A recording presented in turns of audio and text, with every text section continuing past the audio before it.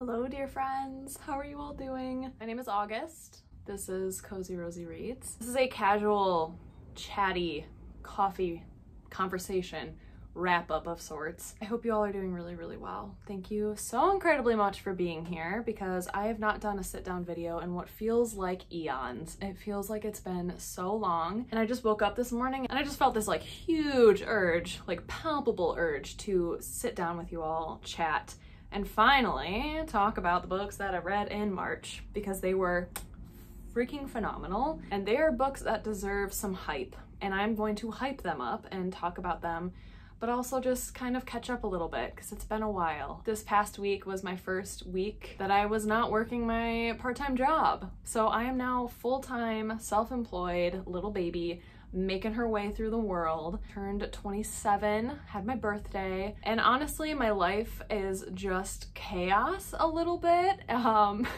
You know, life just keeps slapping me in the face like this. I have gone through it. I've been going through it. But I can like 100% say now with so much certainty and clarity that art and literature really hold me together when I'm going through it. And the books that I read in March, not only do they deserve hype and deserve to be talked about, they got me freaking through it. And I don't remember a time where I've read so many books that I couldn't stop annotating. I saw myself in characters. I saw myself in interactions. I felt like I was like opening wounds I didn't even know I had. Things felt eerily relatable. I feel like my grief was like equally exposed, but also like relieved at the same time. Like I truly don't remember a time when books and literature hit me so emotionally and gave me everything I needed, but also repelled me so much because it was so insightful that it was like looking into things that I didn't even want to see at the time. It was so introspective and it was exactly what I needed. And that's why I really want to talk about these books because wowzas, they're incredible. Also, Winston is being so ruthless to me today. I have filmed this intro, I kid you not, 6 times, and he just keeps attacking me and I don't know what his problem is. So I've locked him in a different room. He's fine. He's in the living room. He has everything he needs. But he's just being sassy, so if you hear him screaming in the background, I'm really sorry. That cat, he's been so fine until I pull out the tripod and it's like he knows, he's too smart. Anyway, but yeah, that's why I wanted to talk about these books. Art and literature, they're so subjective to the point where you can attach whatever meaning you want to it, and if you are in a bad mental place and you're struggling and you're grieving and you're sad and you have a lot going on, it is so overwhelming to pick up a book that feels like it's exactly written for you in the exact period of time that you needed it. It feels so personable, so relatable, overwhelmingly emotional, and that's what a lot of these books did for me. And it was the most wild experience I've ever had, and that's why I genuinely like want to talk about them. Like I need to talk about them. So I just really hope you all are doing really well, and just thank you so much for being here, and I hope that with this you can find some awesome books that maybe would be something that you're interested in as well. Yeah, and I'm really excited that my part-time job is now done and I can get back to filming vlogs more regularly, getting onto a normal posting schedule, creating way more content, and hanging out with you all and talking about books. Because so far in April, I've read some really awesome stuff and I already can't wait to talk to you all about that too. So I'm just a little delayed. Everything is a little pushed back because of the unexpected life things that happen, as things do happen in life. But yeah, I'm just excited to like get back on track and be more regular and on time with like wrap-ups and TBRs and all that stuff. Like I'm just genuinely stoked. And also today is like a 70+ degree day, like the first of the year. So I did bring out this like brand new summer dress that I just got. It's vintage, it's from the 80s. It's like a little frock and it's so cute. I thrifted it on my birthday, so I just felt like that was the vibe today. So anyway, thank you all so incredibly much for being here. I am very excited to go over some of these books and hopefully I can remember a lot about them. I haven't done any prep for this. Bear with me, it's been so long since I've done a wrap up, but hopefully I can do a good job. Okay, so right at the beginning of March, I was going through it. Experienced a loss, experienced family emergencies, tragedy, grieving, all the freaking hard stuff that life unexpectedly throws our way. And I was reading at that time Supper Club by Lara Williams. Stunning, stunning, stunning cover. Obsessed. Winston howling in the background. I'm so sorry. I promise you he's fine. I started this right before my life got flipped upside down, and then I continued to read it, and I'm so happy I did. I feel like it's hard when you go through a loss or something. Your life immediately becomes, or any sort of traumatic event, your life becomes divvied up like before the event and then after the event. And sometimes with the stuff before, it doesn't bring us joy anymore. And I was considering maybe just starting a new book instead of just like going through like what I was already reading. But I decided to stick with this one, and I'm so happy I did because I saw myself so clearly through our main protagonist, and her name is Roberta, and we bounce along her life a little bit, but we do open up with her meeting other women who are also just kind of like oscillating between different things in life, wanting to take up space, wanting to be creative, wanting to be bold and make decisions and choices, but then also feeling this societal pressure or this personal pressure or being introverted or shy and not wanting to take up space. So we're meeting this like cast of women who are just so desperate to be seen and to be heard and to stand up for themselves and to have self-confidence. And our main protagonist, Roberta, suffers severely with feeling like huge amounts of inadequacy. So if you like genuinely, if you want like a really good look into my psyche, read this. I feel like I'm exposing myself in saying that, but I saw myself so clearly in Roberta. Feelings of inadequacy, feelings of wanting so desperately to take up space and have an opinion, but being terrified of it. I annotated the actual crap out of this book, and for me, I saw so much of myself in Roberta. Everything she was saying, I was like, oh my gosh, I do that. I feel that. I've done that. I know exactly what this character is feeling and going through, and there's a really great quote in here that was saying how Roberta so desperately wants to be asked for her opinion, but is also equally terrified of ever sharing an opinion. And that is literally my life. I want so desperately to be asked, like, what do you think of this? But then I'm also terrified of like offending anybody or saying the wrong thing or doing something stupid. I just don't stand up for myself. So insightful, absolutely amazing. But the bigger plot is Roberta then becomes friends with this woman named Stevie, and Stevie is way more bold, way more courageous, way more out there. And they strike up this friendship, and in doing so, they have a common theme between them, which is a love of art. So they decide to kind of create this like performance art installation, real life art piece called Supper Club, where they get together with other women who want to take up space, who want to be a part of something bigger. And they cook giant feasts using food that they only get out of dumpsters. So they go dumpster diving, create these elaborate, gourmet, delicious meals. They have different themes. So some nights it will be like everyone dresses in gold or scarlet, or there's like a disco night. Like there's all these different themes for these supper clubs. And they eat with their hands, and they just like masticate this food, and they get messy, and they don't use napkins or utensils or plates, and they just devour this like divine, delicious food and fill themselves up to the point where they're like beyond stuffed. They're no longer full, they're just gorging. So they eat as much as they want, they gain weight, they are loud, they dance on top of tables, and then the supper club continues to grow. They add more women to this movement. They start to do things more boldly. They break into buildings, they break into abandoned buildings or museums or schools and put on this like performance art of eating, but it's just for themselves. They're not recording it, it's just for them, and it's so beautiful.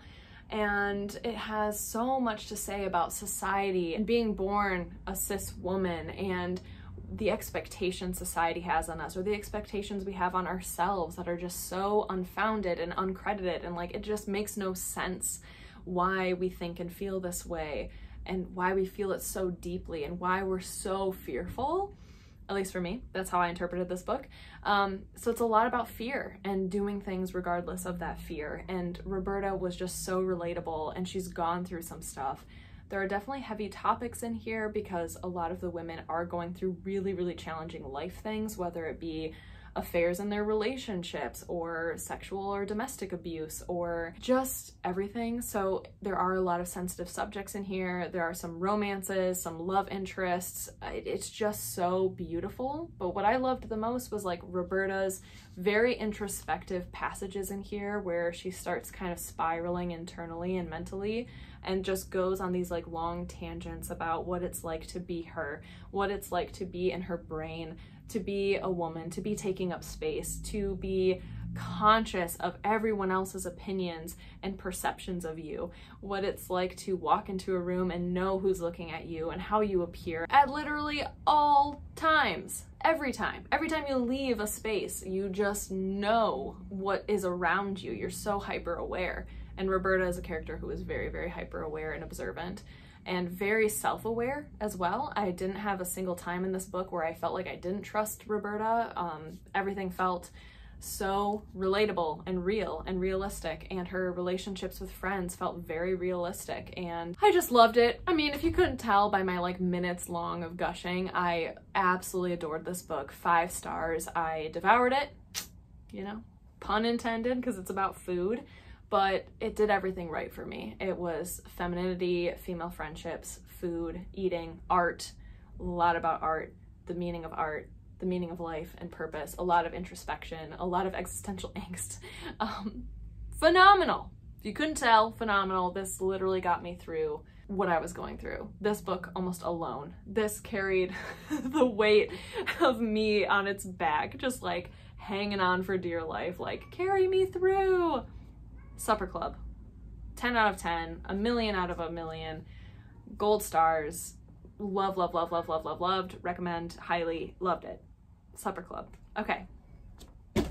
Next, I was definitely feeling early springtime vibes, so I picked up Alice's Adventures in Wonderland by Lewis Carroll. So I had listened to both Alice's Adventures in Wonderland and Through the Looking Glass as an audiobook many years ago. Found this beautiful little copy at a thrift store and was like, yeah, I'd like to actually physically read it, which was fantastic because I missed out on all of the illustrations when I was listening to it. And I really don't know, like, are they separate books? Or are they just like, you know, I feel like they are. So I counted them as 2 separate books, like Alice's Adventure in Wonderland. I read that at the very beginning of March and it was delightful. I don't know anything else to say. It's peculiar, it's bizarre, it's infuriating.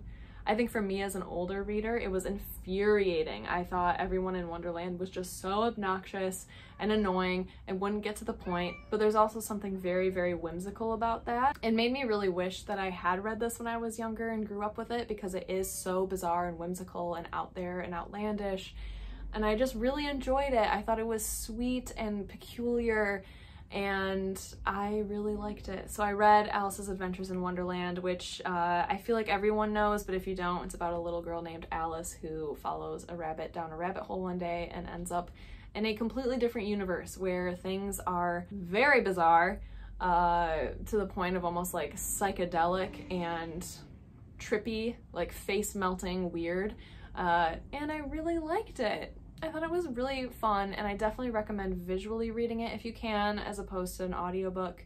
There's so much more to gain, I feel like. So many puns. It was very smart. I was laughing out loud to myself a lot in this, and I just really liked it. Anyway, so I did read Through the Looking Glass later in the month. I did not enjoy it as much. I felt maybe it was like too repetitive. I wanted to give space. I didn't want to read the whole thing all in one go. So I waited a few weeks and then I read it and I was just kind of like ready for it to be done. I didn't like gain anything new. I didn't enjoy a whole lot of it. I think the thing I liked the most in the Through the Looking Glass was like the song about the oysters. That's in the second one, right? Yes, about like the oysters and the walrus, and it was just so bizarre, but I really liked it, and it was fine. I didn't like the second one as much. Alice's Adventures in Wonderland was like way more fun for me and enjoyable. The second one just felt a little redundant, a little repetitive. Yeah, like I said, like almost like infuriating because they're just so mean. Everyone in Wonderland is just like so rude to Alice, and I just felt like so angry for her. Anyway, that is that. So it was just like a really springtime, delightful, I guess, retreat from reading something as like almost emotionally dense as Supper Club. So there's that. Next, I read Twinkle, Twinkle by Kaori Ekuni, which is translated from Japanese by Emi Shimakawa.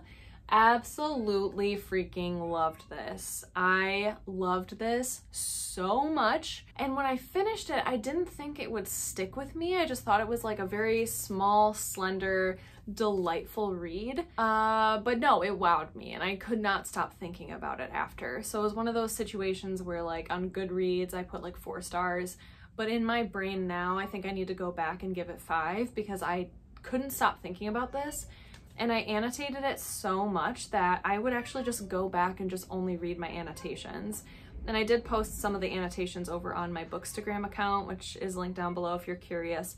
But I just wrote a lot, I annotated a lot. Winston is like really losing it. This book follows 2 characters, I'm blanking on their names. It's Mitsuki and Shoko. And they're newlyweds, very recently married. They live in an apartment together, and Shoko is emotionally unstable. She is going through a hard time, but she loves her husband, Mitsuki, so much. But Mitsuki is gay. So they have agreed to go into this, they call it a sham, quote unquote, marriage, knowing that Mitsuki has a boyfriend, knowing that they probably will never have children together, knowing that what they have is just like a very loving friendship, platonic relationship. And Shoko is very emotionally not okay. There's a lot going on with her in terms of mental health. She's very alone. She is very volatile with her feelings and emotions and doesn't really know how to communicate them. So it just comes out as like violence and anger. And Mitsuki is very understanding and knows how to calm her down. And so they have this like beautiful like tug and pull relationship where they both really do need each other in some sense, but they're still trying to navigate this relationship. And Shoko constantly just wants to hang out with Mitsuki and his boyfriend. But Mitsuki is like, that's weird, you're my wife and he's my boyfriend, and like there should be some sort of boundary. So you meet this like whole cast of characters. A lot of them are just like Mitsuki's friends and the gay community. A lot of discussions about pleasing parents and what it's like to be in the LGBTQ community and feeling like you have to adhere to societal standards of like a straight relationship. And it was just so beautiful though. The writing style was so delicate and dainty and beautiful. It was very observational and light and atmospheric. Like the atmosphere itself was so light, and I think the Twinkle Twinkle like title like really delicately, daintily, gingerly explains what this book feels like. It is like just that quiet sound if you're in an apartment and you set a glass on a table and then you pour some sparkling water into it. It was that kind of daintiness and that kind of like refreshing way, very light and airy, but it talked about some like very severe things and very difficult things, but it was done in this way that felt very realistic and observant and quiet and dainty. I guess that's the only word I can really think of, is like it's just very dainty, very springtime energy and so light and delectable, and it felt like candy. The atmosphere, like most of the book does take place in just their smaller like Japanese apartment, and it's beautiful, listening to classic music and creating relationships with other people, cooking meals together, eating fresh fruit, drinking a beer on a balcony. Like it was tender and beautiful. And if you read or are interested in reading Spinning Tropics by Asuka Mochizuki, I think you would really love this. That Spinning Tropics was one of my favorite books from last year, 2021, and it had very similar energy,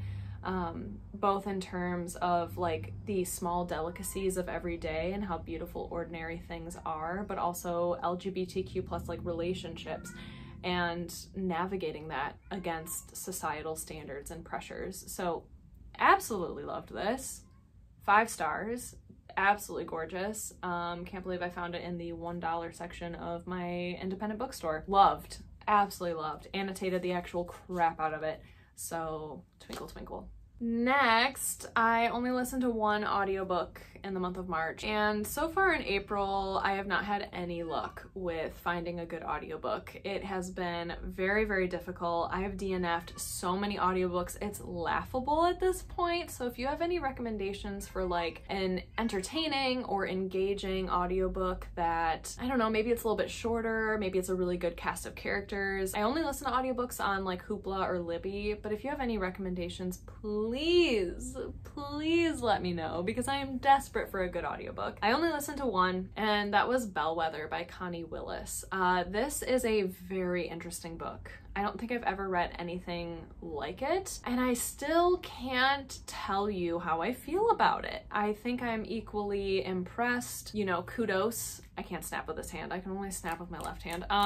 Like, kudos to Connie Willis for creating this world that felt very realistic. So this is like science fiction, literary fiction. It takes place in this odd society in the 1990s where our main protagonist, who I can't remember any of the characters' names, so I apologize, but our main protagonist, she studies fads and trends in a scientific, analytical, statistical way. So she studies the comings and goings of trends in society. So you get a lot of like vignettes in this book about the hula hoop, the bobbed haircut, like in the 1920s. Like, when did that all of a sudden become a thing, to have very, very short hair for women? All of these different things, Barbie, so many different like iconic things and material goods or styles or fashion trends. How do they become fads? Why do they become so wildly popular so quickly? It was really, really interesting. So she studies this for this company that wants more research and analysis of trends and fads. So that's how we open up the book. But she is also then, at the beginning of the book, partnered with a research assistant who basically has to do like photocopies for her and delivers the mail, named Flip. And Flip is the funniest character. It took me a long time to feel connected to Flip, but Flip is this super apathetic character who just, and the audiobook narrator did a fantastic job. She talks like this little sad, grumpy valley girl who just doesn't think anything is at her pay grade. She has bald head, but with one lock of hair in the front that she constantly flips like this. That's why her name is Flip. And she's just super interesting. Like, everything that our main protagonist like wants Flip to do, like make some photocopies or, you know, just like do her job, Flip is always like just pushing against it and rebelling, won't do anything that our main character needs for her job. So Flip was like one of the most interesting characters I think I've read in a really long time. But our main character, one day, because of Flip's you know, not being good at her job, gets her mail switched with a guy in the office, and they become really quickly good friends, and there's a little bit of like a romantic kind of vibe, but they both are studying very interesting, very, very highly intellectual things about science and quantifiable things in society. So when their office environment starts to kind of like fall apart just due to technicalities, due to Flip, all of these like external situations that they can't control, these two scientists decide to partner together in creating a bigger project that they hope will be given a grant so they can further research into something that deals with both the psychology almost of animals and behavioral patterns mixed with fads and trends. So they start working with sheep, and things just happen. It is just such a like detailed, interesting, hyper niche, hyper specific type of book that I just like have never experienced. And I did enjoy it, but it didn't stick with me. But I got a lot out of it, but I also got nothing out of it. It was so bizarre. I don't know why, it's just like such an odd book. Like, it was so detailed. Like, it would talk about our protagonist like going out to dinner and what she ate and all the conversations she had with like her server about different fads and trends and her relationships with other people. And it was just so odd and peculiar, and like I said, hyper niche, but it worked, and it worked really well, and it felt like a piece of like 1990s history all in one book. It was talking about how the next trend was going to be like this spiritual awakening, this like new age spiritualism with like fairies and angels and souls and, you know, wearing safety pins and getting into like the grunge but also new age era of the 90s and how those merged together.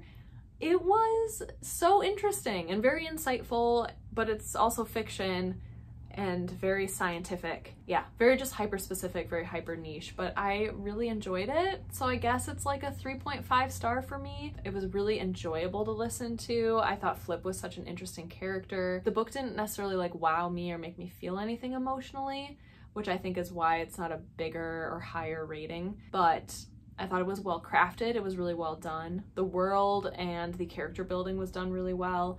And it was just so odd. It was just so peculiar, but I would definitely want to read more by this author, Connie Willis. I just thought it was very interesting and very unique. So that is Bellwether. Alrighty, then I read The Animals in That Country by Lara McKay. I do have a reading vlog around this one, so I will link it down below for you all. This is like a science fiction, climate fiction, dystopian, literary fiction novel. It follows this grumpy grandma named Jean who lives on this like wildlife reservation where they take in animals, like a wildlife animal sanctuary, and she desperately wants to be a park ranger. She absolutely adores her granddaughter, has a very taciturn relationship with her granddaughter's mother. They have very complicated family relationships. But one day a plague happens. There is an outbreak, there's a pandemic that basically makes people's brains be able to hear, feel, in every 5 senses imaginable what animals are thinking and feeling. And it is incredibly disorienting for everybody because all of a sudden you can start hearing the thoughts or feeling the feelings of what your pet dog is thinking and feeling. And then as the disease progresses, you start to be able to hear thoughts of like birds, and then it goes to insects. So your brain is never quiet. But the way that this author wrote how animals speak is so haunting, so haunting. I think that's the one thing that really, really stuck out to me about this book is how haunting these animals spoke. It was written in almost like verse. It's very poetic, very staccato and choppy and very, very animalistic because all it talks about is like primal animal instincts. So eating, sleeping, pooping, having sex, repeat. So it is, if you don't like bodily fluids, if you don't like those like very primal animal instincts and just like very gross natural things that happen in the animal kingdom, like killing other animals. Yeah, it was just like very disturbing.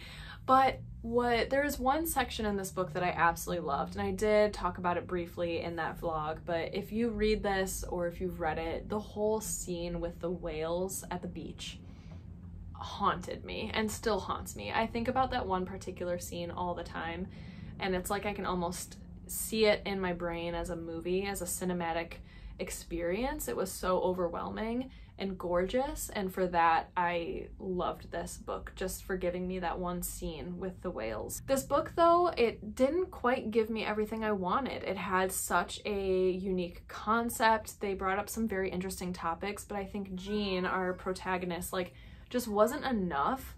It was like we were being told she was cantankerous and she was grumpy and hated society, but I didn't see that in how she interacted with the world. I didn't see her being angry or frustrated. It was more about the fact that like she had some addiction issues and she was just waiting for a really good job and trying to get her life together, and she's this like kind of like meandering older woman. But to me, that's not necessarily a personality. Like those are just things she's going through. So I wish Jean had a little bit more of like a personality. I wish that we felt more things emotionally in this book. For something with such a big topic, such as like communicating with animals in such a bizarre way, I thought that there would be more of a push or a moral about climate, about animal rights, not in the sense where we need it to be like force-fed down our throats, but just giving us space, I think, to actually think about what's happening and how we would feel if we were going through this. Unfortunately, it was just so plot driven that we didn't really get to think about what's happening in like broader terms. We didn't get to zoom out from an aerial view and see how this would really affect society because we were so microscopically focusing on just Jean. And she was annoying. She didn't have a personality. She was just kind of like there and making really dumb decisions and traveling around So overall, I think this is like a 3-star book, but that scene with the whales was 6 out of 5, okay? I don't know why it hit me so emotionally. It made me so like happy, melancholy, you know, that feeling where you're just like, it's very bittersweet. You're sad, but also just like so happy you got to experience that. So that is the animals in that country. And then lastly, my friends, the last book that I read in March was the Matisse Stories by A.S. Byatt. This is a collection of 3 short stories that I loved. I loved. Short story collections are just so hit or miss, you never know, but these 3 and this tiny little, oh my god, amazing, absolutely amazing. So this is a short story collection that was published in 1993, and it has 3 stories in it. One is Medusa's ankles, the other is artwork, and then the last one is the Chinese lobster. Absolutely stunning, beautiful. Every single story in here made me think, it made me feel, it made me question, all of it. It was so stunning. Okay, good thing we're kind of like wrapping up right now because Winston is getting increasingly louder, and I'm so sorry if you haven't even been able to watch this video because of the sounds. It's also a really nice day outside, so I'm having to pause because there's so many motorcyclists out. Good for them, enjoying the weather, but also shut up. Anyway, all 3 stories had something, I feel like, to do with the art world, about aging, about relationships, about how much art influences our everyday life without us ever even knowing it or noticing it. The importance of aesthetics, the importance of being surrounded by beauty, what it means to create art that is appealing to the eye versus art that makes you question and that makes you almost like repulsed. It just made me question and think so much about like everything, and I absolutely loved it. Loved the writing style, I love the characters, I love the plot. I literally cannot wait to read more by A.S. Byatt. I've heard wonderful things. I am so excited, and I'm gonna be on the lookout for way more books by A.S. Byatt in the future because holy moly, I love this collection of short stories. It was amazing. For something so small and for there being 3 short stories in here, I am just like beyond wowed and amazed, and I just loved it. Genuinely loved it. So as the Matisse Stories, I need to wrap this up because Winston is losing his mind and I feel so bad. I'm so sorry. So there we have it, my sweet friends. Those are the 6 books that I read in March. I didn't read a whole lot, but this was definitely a month of quality, way over quantity. Like, absolutely amazing. I loved all of these in different ways. Some stuck with me way more than others, but like I highly recommend just this whole stack. So if you are curious and want to read any of them, like please do because they're amazing. And thank you so much for bearing with me through this video. It's been a long time since I've done a wrap up, and it's also annoying when my cat is screaming at me for literally no reason. So I hope it was at least somewhat watchable and viewable, and you could take away some great books with it. And I hope you have a super wonderful rest of your day. Thank you so incredibly much for being here, my friends. And I can't wait to see you all again very soon for my next video. Stay cozy, my friends. Bye!